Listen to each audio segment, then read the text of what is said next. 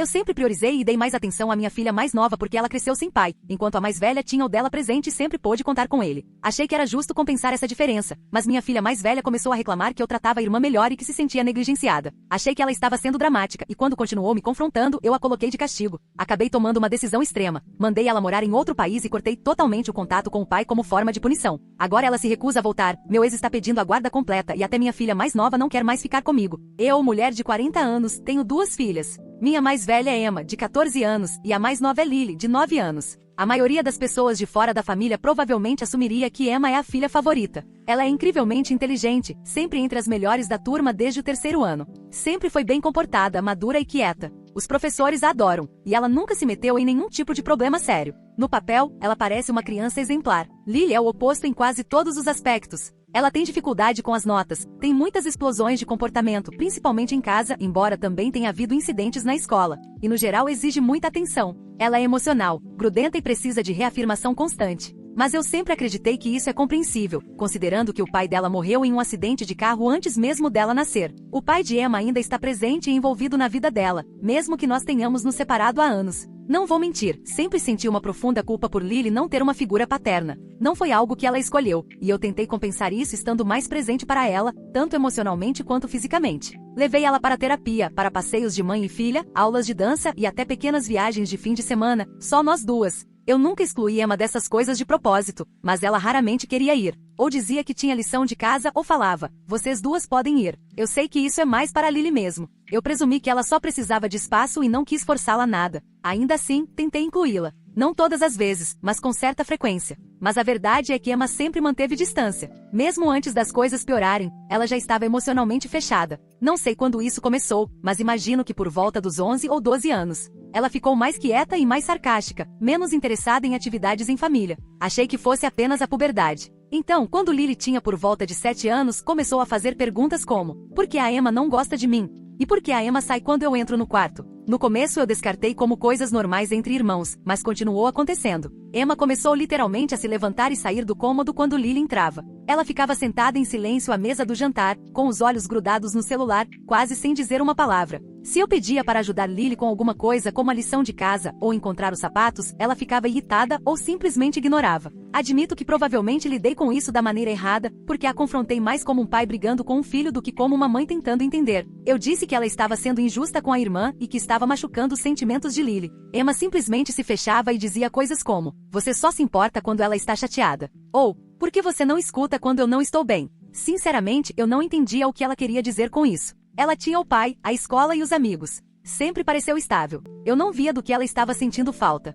Talvez eu devesse ter feito mais perguntas. Talvez eu devesse tê-la colocado em terapia naquela época também. Mas naquele momento eu estava exausta. Entre trabalho, contas e tentar apoiar Lily emocionalmente, eu já não tinha muita energia sobrando. E sendo brutalmente honesta, a atitude de Emma também não me dava muita vontade de me esforçar mais por ela. Quando Emma tinha 12 anos, as coisas ficaram realmente ruins. Houve uma noite em que Lily teve um ataque de pânico porque perdeu seu brinquedo de pelúcia favorito. Ela estava chorando muito, inconsolável. Eu estava no chão do quarto dela ajudando a procurar quando percebi Emma parada na porta. Perguntei se ela podia ajudar a procurar, e ela apenas olhou para nós sem expressão e foi embora. Aquela noite ficou marcada para mim. Pareceu que ela não se importava. E depois disso, admito que minha atitude em relação a ela mudou. Comecei a sentir ressentimento, como se eu estivesse tentando equilibrar tudo sozinha e minha própria filha não se importasse nem com a irmã nem comigo. Tentei conversar com ela novamente várias vezes, mas todas as conversas eram iguais. Eu tentando explicar por que Lily precisava de mais apoio, e ela se fechando ou soltando comentários passivo-agressivos. Eventualmente parei de tentar. Disse a mim mesma que se ela queria se afastar, então tudo bem. Eu pararia de gastar energia com alguém que não queria. Passei a falar com ela apenas quando era absolutamente necessário. Ainda moramos juntas, obviamente, mas passamos a ser mais como colegas de casa constrangidas do que como mãe e filha. Enquanto isso, coloquei Lily em terapia em tempo integral. Contei à terapeuta sobre o comportamento de Emma, e ela disse que parecia um caso de distanciamento emocional e recomendou sessões de terapia em família. Pedi ao pai de Emma para levá-la a uma sessão, mas ele se recusou, dizendo que eu precisava consertar meu relacionamento com ela primeiro antes de arrastá-la para a terapia. Isso me deixou furiosa. Como eu deveria consertar algo com alguém que se recusava a falar comigo? Isso continuou assim por cerca de 2 anos. 2 anos de silêncios constrangedores, frieza e comentários passivo-agressivos. Os feriados eram os piores. Em um dia de ação de graças, Emma mal disse uma palavra o dia inteiro. Apenas comeu, levou o prato para a cozinha e voltou para o quarto. Lily ficava perguntando por que a irmã não gostava dela, e eu não tinha resposta. Eu estava presa nessa situação estranha, tentando proteger minha filha mais nova de danos emocionais enquanto recebia apenas atitude e distância da mais velha. Então, alguns meses atrás, tudo mudou. Eu estava arrumando o quarto de Emma enquanto ela estava na escola e encontrei o diário dela debaixo da cama. No começo eu não planejava ler, mas a curiosidade falou mais alto.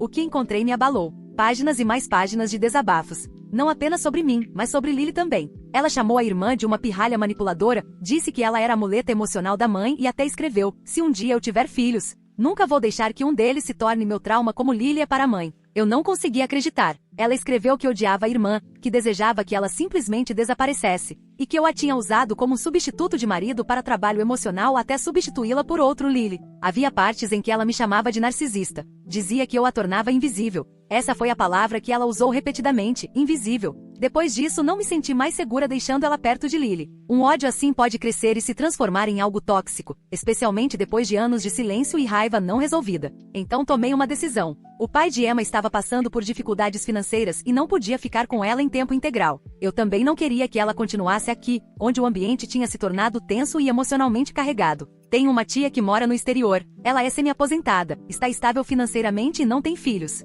Ela se ofereceu para receber Emma quando expliquei a situação. Disse que uma mudança de ambiente poderia ajudar, e eu concordei. Quando contei para Emma, não esperava uma reação calorosa, mas a falta de resistência realmente me surpreendeu. Ela quase não reagiu, apenas assentiu e disse: já imaginava. Eu disse que ela precisava de um tempo longe, que aquilo não era punição, apenas espaço. Ela não chorou, não pediu para ficar, apenas começou a arrumar as coisas. Foi isso que confirmou para mim. Ela nem tentou lutar pelo nosso relacionamento. Se realmente quisesse ficar aqui, poderia ter dito algo. Poderia ter dito que tentaria se esforçar mais com a irmã, mas não disse. E antes que alguém tire conclusões precipitadas, sim, o pai dela sabia. Ele não aprovou. Obviamente nem a família dele. Eles ficaram furiosos. A irmã dele me chamou de narcisista. A mãe dele disse que eu estava jogando minha filha fora. Mas eles não estavam aqui nos últimos 2 anos. Eles não viram atenção, o jeito que Emma olhava para a irmã ou como Lily começava a chorar só de Emma revirar os olhos para ela. Eles também não se ofereceram para ficar com Emma. Não até depois que eu já tinha tomado providências. E mesmo agora continuam me culpando por tudo sem reconhecer que o comportamento de Emma não era normal. A minha família, meus pais e meus irmãos apoiaram a decisão. Disseram que eu estava fazendo a coisa certa ao proteger Lily, que não era justo ela crescer em uma casa com esse tipo de negatividade e rejeição.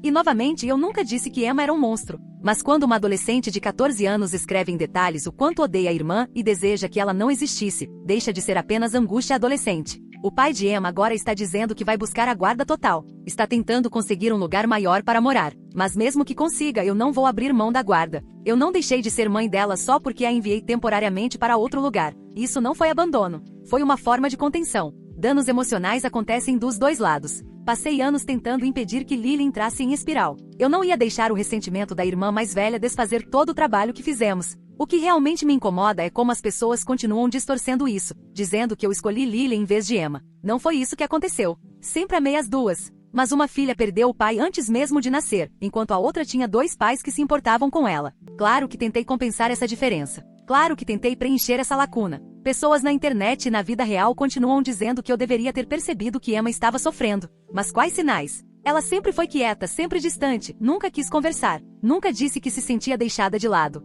Nunca pediu para passar mais tempo comigo. Recusou todos os convites. E eu deveria ser vidente? Se alguma coisa, eu tentei ser justa. Quando eu saía com Lily, perguntava se Emma queria ir 9 em cada 10 vezes ela dizia não. Como isso é culpa minha? Ela escolheu se afastar. Eu não a forcei. As pessoas também estão chateadas porque eu não coloquei Emma na terapia. Mas terapia é para trauma, abuso ou luto. Emma não passou por nada disso. Ela não foi maltratada. Apenas ficou com ciúmes e se recusou a falar sobre isso como uma pessoa madura. Você não arrasta alguém para a terapia só porque essa pessoa é quieta. Ela tinha um pai presente, um lar seguro, boas notas e nenhum problema de comportamento. O que exatamente eu diria a um terapeuta? Que ela não gosta da irmã. Enquanto isso, Lily precisava de terapia. Os ataques de pânico dela não eram inventados.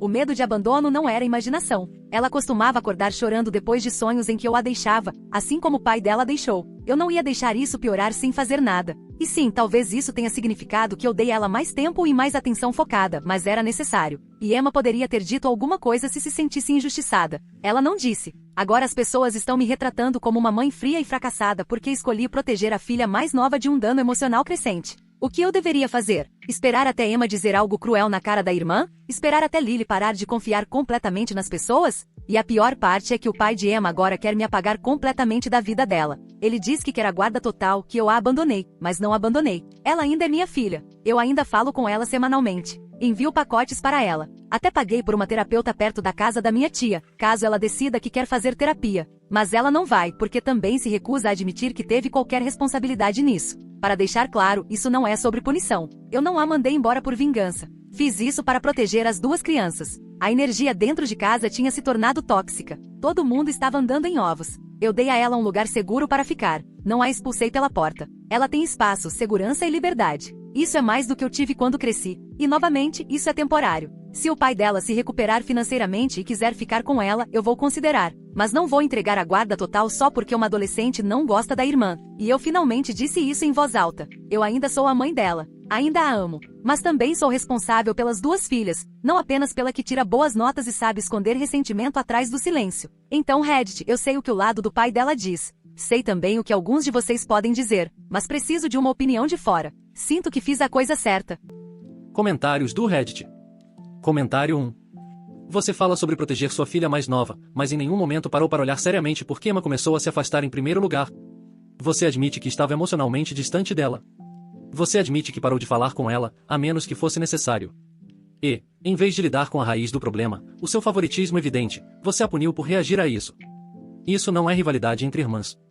Isso é uma criança emocionalmente negligenciada que depois foi exilada porque finalmente começou a demonstrar os efeitos dessa negligência.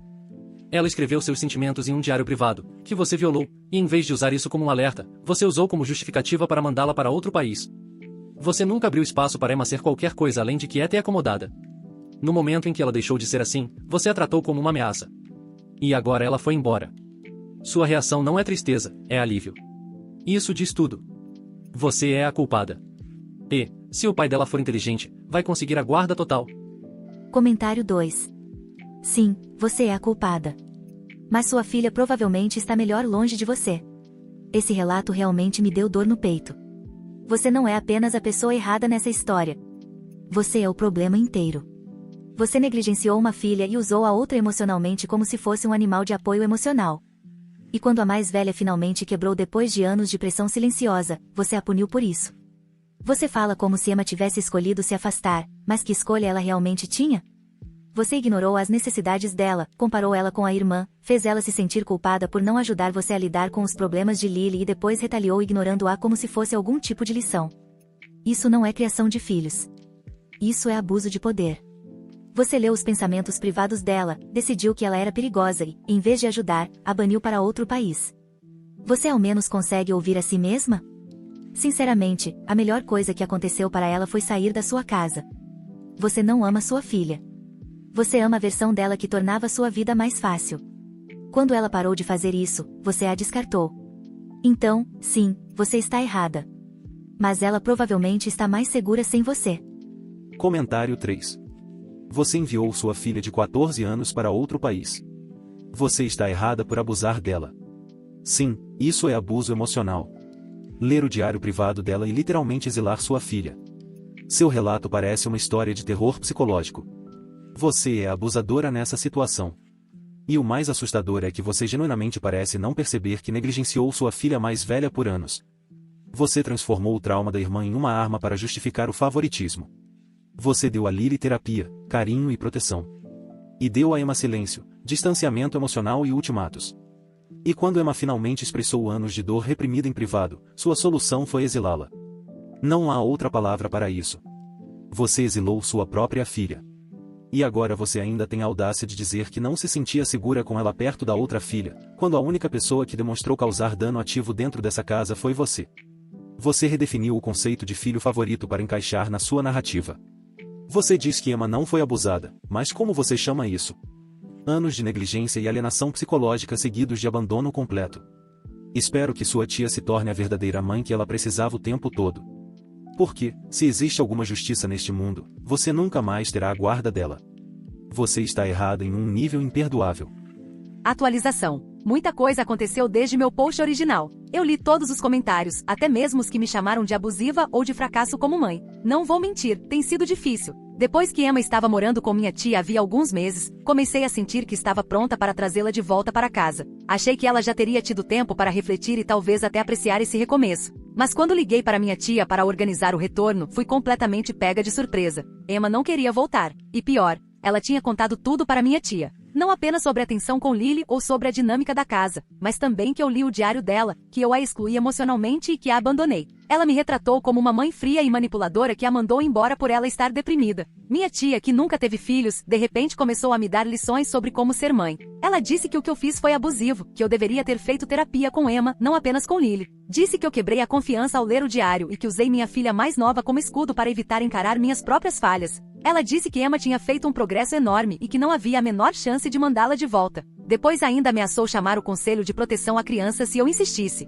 Foi aí que percebi o quanto as coisas tinham ido longe. Minha própria tia, que sempre disse que não queria filhos porque não tinha vocação para isso, agora estava tentando assumir um papel de mãe para minha filha. Aquilo pareceu uma traição profunda. Ela nunca me consultou sobre a terapia de Emma e simplesmente seguiu em frente sem o meu envolvimento, minando completamente minhas decisões como mãe. Sim, eu tinha pedido para minha tia ajudar a organizar terapia para minha filha, mas ela nunca me informou sobre nada disso até agora. Por volta da mesma época, descobri que o pai de Emma tinha conseguido um emprego estável e se mudado para uma casa maior. Ele estava trabalhando ativamente com um advogado para tentar conseguir a guarda total. E pior ainda, minha tia começou a ajudá-lo. Ela escreveu cartas formais para o tribunal, apresentou documentação da terapia e até disse ao tribunal que Emma estaria em perigo se voltasse para os meus cuidados. Ela literalmente me jogou debaixo do ônibus, agindo como se eu fosse algum tipo de ameaça. O que veio depois foram meses de um verdadeiro inferno jurídico. Eu lutei com todas as forças para manter a guarda da minha filha. Não vou fingir que foi fácil ou limpo. O tribunal analisou o diário de Emma, os relatórios da terapeuta e toda a documentação da minha tia.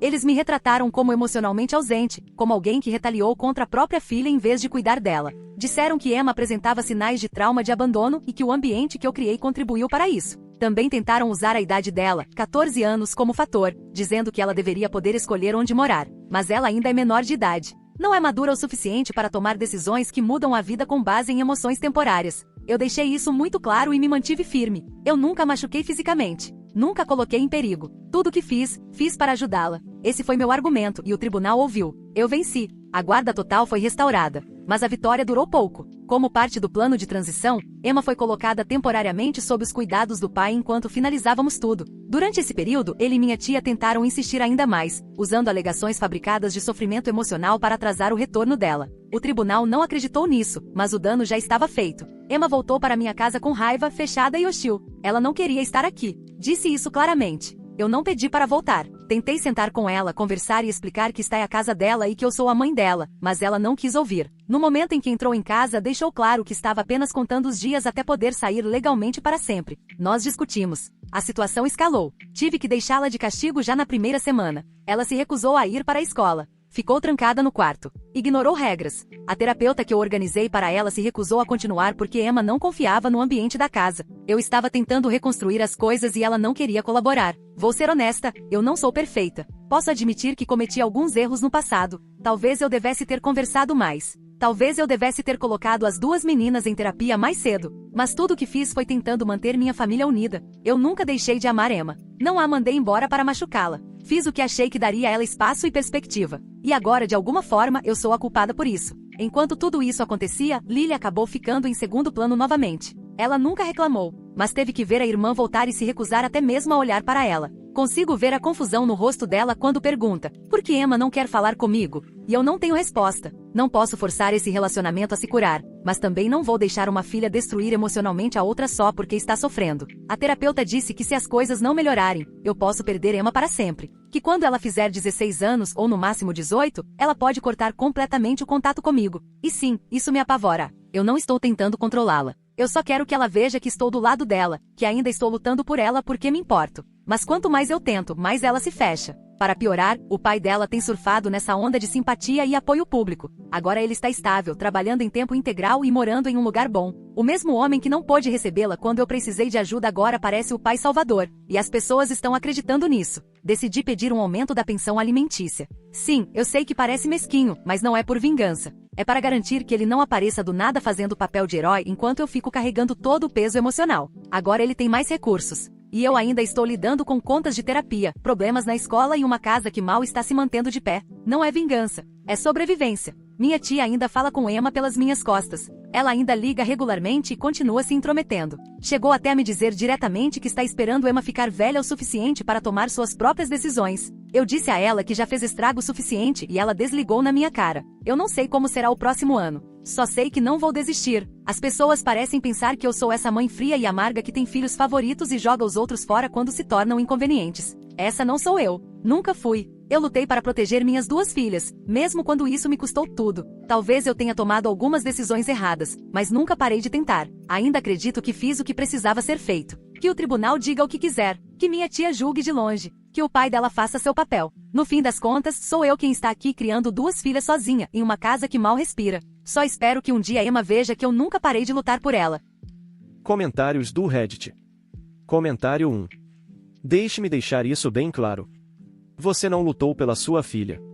Você lutou contra um sistema jurídico para vencer e trazer de volta uma pessoa que não queria voltar. Você perdeu sua filha emocionalmente anos atrás.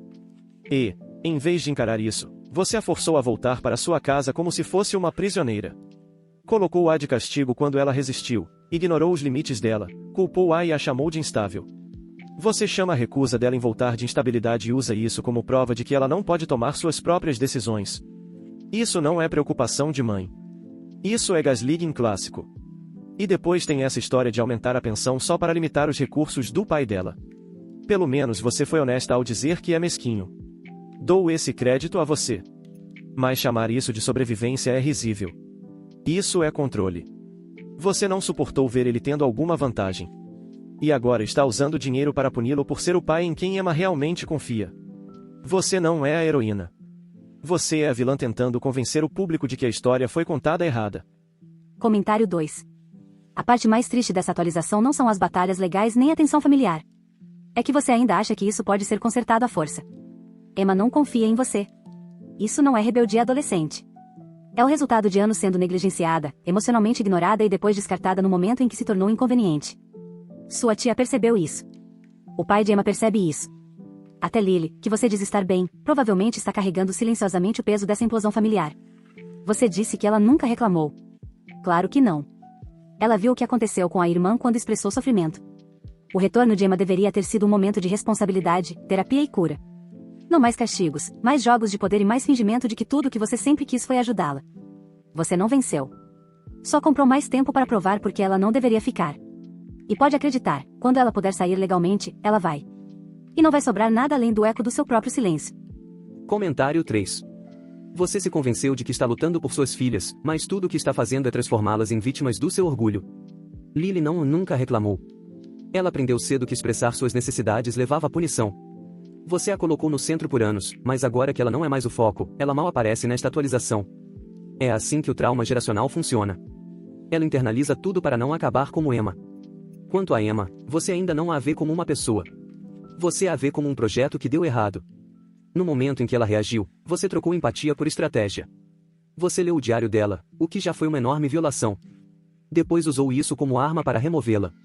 Então, quando ela finalmente encontrou estabilidade, você a arrancou de lá novamente porque precisava vencer. E agora está se fazendo de vítima porque as pessoas ao redor dela não deixam você continuar controlando a situação. Você não está tentando reconstruir um relacionamento. Você está tentando vencer uma batalha de custódia que já perdeu em espírito. Atualização 2. Eu não achei que pudesse piorar depois da minha última atualização. Eu estava errada. Depois que Emma foi forçada a voltar para casa por ordem do tribunal, percebi muito rapidamente que precisava me proteger. Não apenas emocionalmente, mas também legalmente. Eu já tinha sido arrastada por uma batalha de custódia em que minhas intenções foram distorcidas e transformadas em algo feio. Eu não ia deixar isso acontecer de novo. Então comecei a documentar tudo. Incluí a orientadora escolar de Emma e o vice-diretor nisso não para montar um caso contra ela, como algumas pessoas vão dizer, mas para garantir que houvesse um registro. Emma estava retraída, se recusava a interagir, pulava refeições e ficava acordada a noite inteira. Se algo acontecesse, eu não queria ser acusada novamente de ignorar sinais de alerta. Apresentei exatamente dessa forma: preocupação, segurança e responsabilidade. Pedi reuniões regulares e resumos por escrito. Eu precisava de um registro documentado. Em casa, as coisas só pioraram. Emma me acusou de estar vigiando ela, de tratá-la como uma criminosa. Eu disse que a confiança tinha sido quebrada dos dois lados e precisava ser reconstruída. Ela não aceitou. Recusou sessões de terapia familiar, a menos que eu admitisse que a abusei. Eu não faria isso porque eu não abusei dela. Cometi erros. Reagi mal em alguns momentos. Isso não é abuso. Em certo momento pedi que ela escrevesse uma carta para Lily. Não um pedido de desculpas, apenas um reconhecimento. Achei que se Emma colocasse algo no papel, algo concreto, isso poderia ajudar as duas. Emma explodiu. Disse que eu estava tentando forçá-la a fingir emoções e saiu furiosa. Acabei limitando o contato entre elas porque a tensão estava machucando Lily mais do que o silêncio. Também pressionei por uma avaliação psiquiátrica. Eu sei como isso soa, mas Emma não estava comendo direito, não dormia e não estava funcionando normalmente. Ela rejeitava todo adulto que tentava ajudá-la. Eu precisava de respostas. A avaliação não diagnosticou nada grave, mas mencionou ansiedade, sintomas depressivos e fatores de estresse ambiental. Emma se agarrou a essa frase como se fosse prova de que eu era o problema. Então cometi outro erro, aparentemente imperdoável aos olhos de todos. Disse a Emma claramente que certos privilégios, financiamento para a faculdade, atividades extracurriculares e apoio financeiro além do básico dependeriam da disposição dela em participar e se estabilizar. Eu não estava ameaçando. Estava sendo honesta. Não posso financiar o futuro de alguém que se recusa a assumir qualquer responsabilidade ou cooperação. Ela interpretou isso como chantagem. Foi então que descobri que ela vinha planejando sua saída o tempo todo. Acidentalmente vi mensagens em um dispositivo compartilhado entre ela e minha tia. Elas estavam planejando que Emma fosse embora no momento em que completasse 18 anos. Documentos de poupança, moradia, um plano completo. Senti um mal-estar físico ao ler aquilo. Tudo pelo que eu tinha lutado, cada batalha judicial, cada noite sem dormir, e ela estava apenas esperando o tempo passar. Procurei um advogado para enviar uma notificação formal à minha tia por interferência. Não levei isso adiante, mas o estrago já estava feito. Emma descobriu e contou ao pai. A partir daí, as coisas saíram do controle rapidamente. O pai de Emma voltou para a situação de forma agressiva. As finanças dele estavam instáveis novamente. Ele mal estava conseguindo manter o emprego. Mesmo assim, entrou com pedidos de emergência no tribunal, e dessa vez a narrativa tinha mudado. De repente, o peso de Emma estava sendo analisado. Os hábitos alimentares dela, o sono, o comportamento. Eu fui responsabilizada por tudo isso. Eu nem tinha percebido o quanto ela tinha emagrecido. Essa é a parte que me assombra. Não porque eu não me importasse, mas porque tudo estava em modo de crise constante. Discussões, advogados, e-mails da escola, recusas de terapia. Quando isso foi apontado no tribunal, parecia incriminador. Parecia negligência. Fui arrastada de volta ao tribunal novamente. Desta vez, Emma falou. Ela implorou ao juiz que não a mandasse de volta para minha casa. Disse que se sentia observada, controlada e emocionalmente insegura. Disse que não conseguia comer nem dormir lá. Que sentia que tudo o que fazia era usado como prova contra ela. O pai dela confirmou. Minha tia apresentou mais documentos. E de repente todos os registros que eu tinha feito cuidadosamente foram reinterpretados como vigilância. Minhas tentativas de ajudar foram apresentadas como coerção. O juiz decidiu contra mim. Eu perdi a custódia. Emma foi morar com o pai. Eu nem consigo descrever aquele momento. Anos lutando, e tudo acabou em minutos. Lily chorou por dias. Ela ficava perguntando se seria a próxima, se também seria mandada embora. Meus pais intervieram temporariamente para ajudar a estabilizar a situação.